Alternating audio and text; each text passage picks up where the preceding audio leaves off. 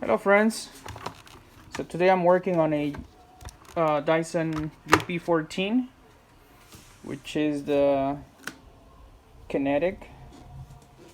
So there you have it. We are replacing the main motor in there. Okay, UP14, one of the newer models. So first, what you want to do, let me just kind of walk you through a couple of steps here.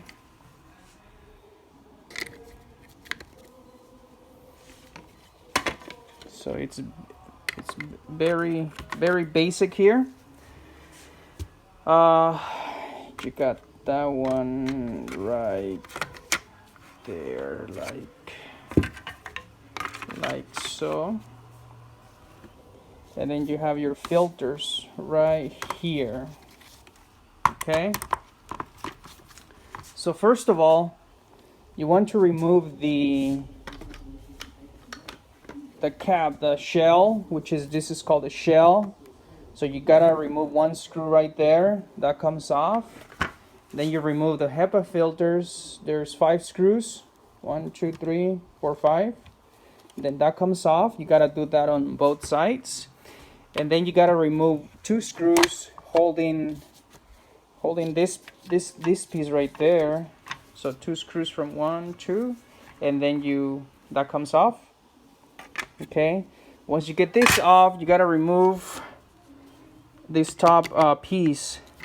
So you got 3, 4, you got 6 screws right there. I have already removed them. So,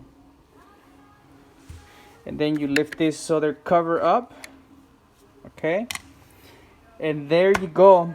There's a motor. There's four screws underneath this housing, which is right there. There's 1, 2, 3, and 4. They're back there, so you unscrew them from back here. So once you remove those 4 screws, there's a little tab right there. You just pry that with a flat screwdriver, and then that comes off. It's gonna lift up like that. Okay, and there's your motor, and you just put the new one. And there's another video that